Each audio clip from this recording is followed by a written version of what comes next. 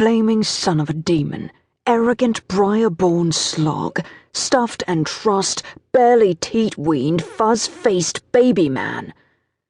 I call the brat prince every foul name I know, and a few I make up on the spot, as I follow the slip of a boy across the sleeping camp. I move as quickly as I can with my head drink-fogged and not an hour of sleep the entire night, but I can't catch up with Jaw before he reaches the treasure tent and slips inside. He's a spare thing, shorter than my sister Hannah, and narrower too, with pigeon legs covered in linen pants sticking out beneath his brown leather overshorts and his scrawny chest swimming in an armored vest 2 sizes too big, but he's wretched fast, and wretched foolish. He's scrapped our easy escape and practically delivered us both into bot-sword hands. Now we'll have to fight our way out of the camp and hope the mercenaries are still too drunk to prevent us from stealing their horses and getting far enough down the road to avoid an arrow in the back. Cheek liquor, I mutter as I pull back the tent flap.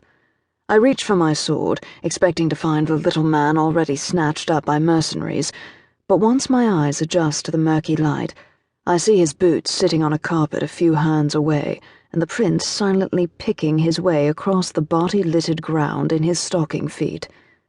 It seems more than a few of the bot-swords stumbled to the treasure tent after our drinking games to visit the pleasure girls, and never made it back to their own beds. Men and women in various states of undress lie snoring on straw pallets on the ground, blankets and pillows strewn about, ripped and leaking feathers, as if a battle was fought with the bed things before the revellers passed out for the night. The tent stinks of garlic and onions and barley spirits, with a hint of soured milk that makes me wager someone couldn't hold their drink, but beneath the stink are the sharp tang of gold and silver, and the smoky scent of magic, the smell of treasure drifting from the crates stacked on the far side of the tent. The bot-swords are primarily concerned with increasing their stores of hard currency, but they traffic in magical items as well. It was my enchanted charm which I assured them would lead them to the legendary pirate Swain's lost treasure that earned me their welcome last night. We were still debating the price for the charm when the bot-sword leader passed out before the fire, giving me the chance to go hunting for the briar-born captive I suspected was being held in his camp. I managed to stay conscious after the final bot-sword fell, and I have Yuzio to thank for it. My brother and I built up quite a tolerance to spirits in the months before the curse claimed him.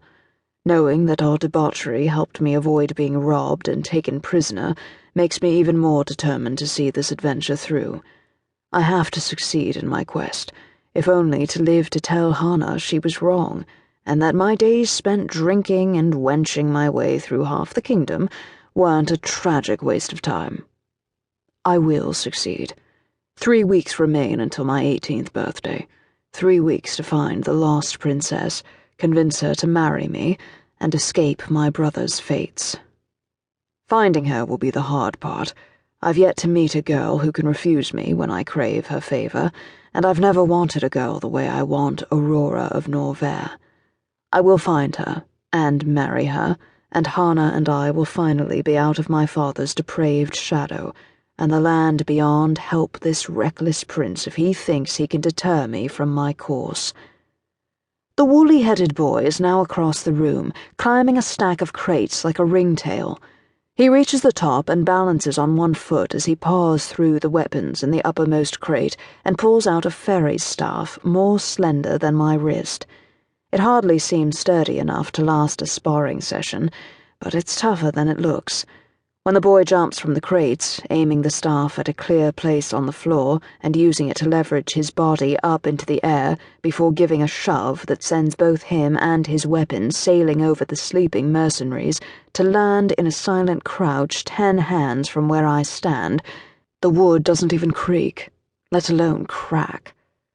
The boy looks up, meeting my eyes with a satisfied grin before padding across the carpet to stuff his tiny feet into his boots. Madman, I mumble, but I can't keep a grudging smile from my face. Prince Jaw is a runt.